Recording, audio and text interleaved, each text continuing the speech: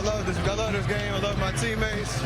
I thank God every day I get these opportunities to keep playing and enjoy these type of moments. Like, it's only game, 14? We're just trying to claw our way into some type of identity and momentum. But that was fun. They got a great team. To come here and win back-to-back games is huge. For you, back-to-back 40-point games. You got 6 of those in your career, but it's your first since 2022. What did this one in particularly take from you?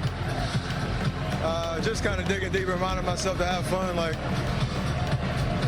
the competition and understanding how the game can kind of ebb and flow. Just next shot, just keep shooting. Keep trying to make the right play. But Gary Payton coming in, knocking down those 2 threes. Al Horford playing great defense. BP taking that charge. Jimmy finished at the basket. Draymond, reading, reacting like we all did it together. I know the points look great, but we all did it together to win. That's what we're trying to build on. Steph, after the night you guys had in OKC to 72 hours later putting together these back-to-back performances, what does it say about what this group is capable of? That's why I know we get a lot of attention, and we have our own expectations in our locker room that we can still win at a high level. That's all it is. We're just trying to live up to that. It's a long year. There's a lot of emotion, a lot of ups and downs, but just trying to, like I said, just come out and find an identity. We haven't been able to do that early in the season, but these are 2 gritty, gutsy, professional wins. Appreciate the time, Steph. Congrats on the win. Appreciate you. Kendra Perkins joins us now. A couple of things stand out in that game from Steph Curry. Not only was it vintage with the 49 points and the 9 3-pointers, he's coming off that 46-point game, but also the comments he was making about his teammates, taking on that leadership role, especially since we heard those comments from Draymond Green earlier in the week being so critical. So what did you take away from everything Steph Curry in this one? Well, one, that light-skinned brother with the green eyes, he's a bad man. That's the first thing, and I'm jealous of him, right? I'm jealous of him. That's number one. But number 2, what he just said, that just showed leadership, and it shows where this group is trying to go, and that's trying to go and win another championship. The individual numbers, yes, that's great, but Steph doesn't care about that. He's playing winning basketball. And so for him to highlight certain things with, Brandon Pajemski taking the charge, Draymond Green doing what he does best, all the people that was doing the little things that doesn't show up in the stat sheet, that goes to speak volumes on Steph Curry and his leadership, and he spoke on it.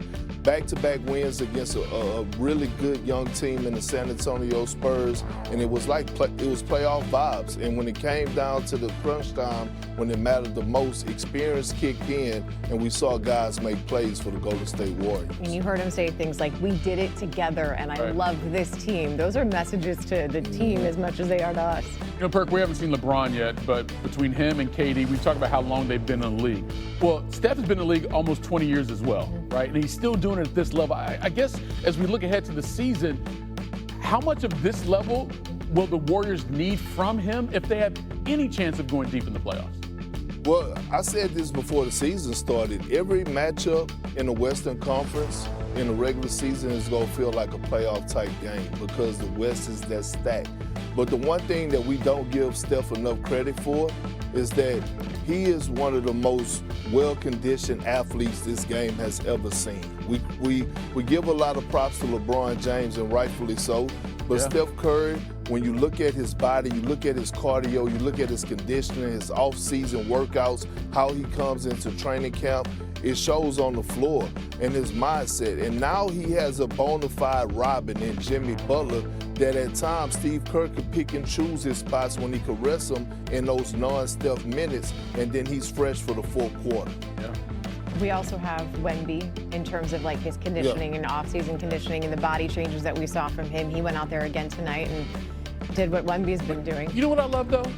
My favorite part of Wemby's game tonight, even though it was in an L, the play didn't even count. He got fouled by Draymond. And just he dunked on top of him, but he stood there in his face. He's like, you are not going to intimidate me. I'm in this league, and I'm trying to take it over. That was my favorite part of the whole night.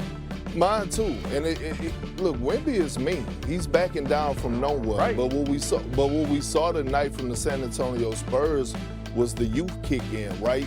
Back-to-back games where they didn't had high turnover games that then basically cost them. They had 20 turnovers tonight. You know, you take away 5 or 6 of those, they win the game at home. But look, when it comes to Victor Wembanyama, he has no ceiling, but he is still growing right in front of our eyes on how to make plays, how to make reads, how to continue to make guys around him better. But for his tenacity, he has all that. He's also actually still growing because he's a child. Burke, thank you. All right. KB, Gareth Burke, I am Bonte Hill.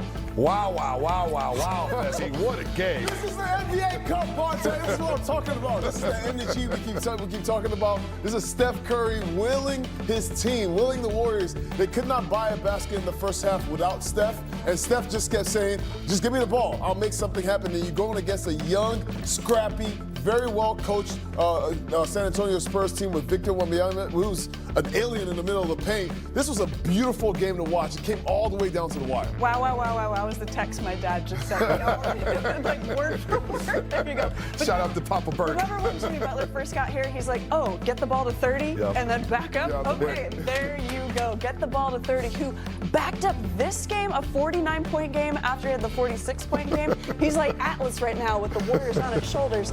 But that's what he does. That's Steph Curry. Not a math major, but I think he just averaged 47 a game against San Antonio in the first 2.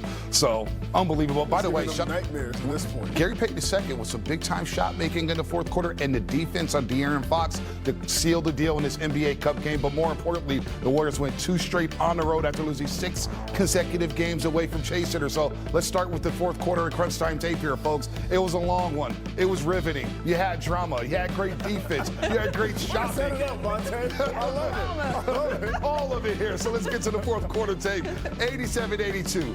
Draymond Green doing what he can against Victor Wembanyama. Now this talk to him, Victor. But the fact that Draymond got Wemby to react like this, I think kind of tells the story of how Draymond defended Wemby. So you had drama. That's a crazy look right there. That's ridiculous. Both guys kept their heads in that moment, too.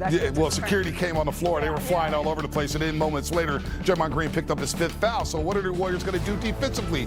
Well, they scrapped, right? At one point, Steph Curry, this was a foul right here on Jimmy Butler. That was a tough call. Warriors down 7, I should say. Jimmy's like, what's going on, Steve Kerr? See Jimmy respond to the refs. So no doubt. Right, but you know what? Steph said, I got this, fellas.